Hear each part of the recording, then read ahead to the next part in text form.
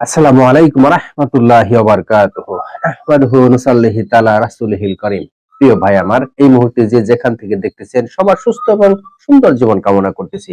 আপনারা অবশ্যই শেষ পর্যন্ত আমাদের সাথেই থাকবেন। আমরা যারা নামাজ নিয়ে গাফেল, যারা নামাজ না পড়ি, নামাজ না পড়লে কি শাস্তির বিধান রয়েছে সে নিয়ে আপনাদের সামনে আলোচনা করব, সরাসরি কোনো ভূমিকা না রেখেই।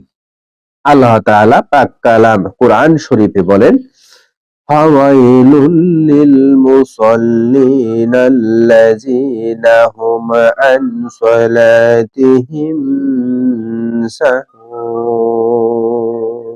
যেসব লোক নামাজ পড়তে আলস্য করে তাদের জন্য ওয়াইল নামক দুজক নির্দিষ্ট আছে। হযরত ইবনে আব্বাস রাদিয়াল্লাহু আনহু বর্ণনা করেন, জাহান্নাম নামক দুজকে এক বিরাট গর্ত আছে, তার নাম ওয়াইল।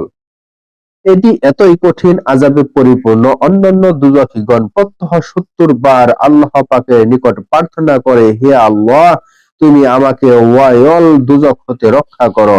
চিন্তা করে দেখুন, যারা নামাজ পড়তে আলস্য করে, ঠিক সময় পড়ে না, কখনো পড়ে না, তাদের কিরূপ শাস্তি হতে পারে। হাদিস শরীফে বলা হয়েছে, ছেড়ে দেওয়া প্রতি ওয়াক্ত নামাজের জন্য ৮০ হুকবা দুজখে থাকতে হবে। ৮০ বছর এক হুকবা হয়। যারা মাঝে মাঝে নামাজ পড়ে আর মাঝে মধ্যে পড়ে না, তাদের জন্য এই ব্যবস্থা। আর যারা মোটেই পড়ে না, তাদের জন্য তো কোনো হিসাব নিকাশ নেই। ওদের অনন্তকাল দুজকের কঠোর শাস্তি ভোগ করতে হবে, যার শুরু আছে কিন্তু কোনো শেষ নেই। নবী করিম সাল্লাল্লাহু আলাইহি ওয়াসাল্লাম বলেন, মুসলমান এবং কাফেরের মধ্যে পার্থক্য হলো নামাজ। মুসলমানগণ নামাজ পড়ে আর কাফেররা পড়ে না। যদি কেউ অবহেলা করে বলে, কিসের নামাজ, নামাজ পড়ে কি হবে, তবে সে কাফের হয়ে যাবে।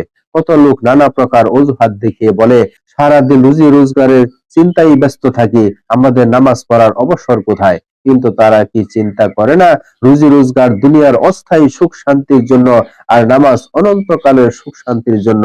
যে ব্যক্তি ২ দিনের সুখের আশায় শত শত বছরের সুখ শান্তি নষ্ট করে, তার মতো বোকা আর কেউ কি আছে? আরো চিন্তা করে দেখুন, রুজি রোজগার দেওয়ার মালিক একমাত্র মহান রাব্বুল আলামিন।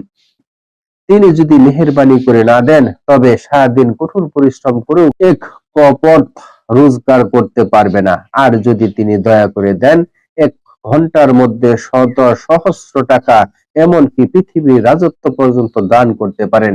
সুতরাং তুচ্ছ রুজি রোজগারের জন্য মহামূল্যবান সম্পদ নামাজ ছেড়ে দেওয়া কখনোই বুদ্ধিমানের কাজ নয়।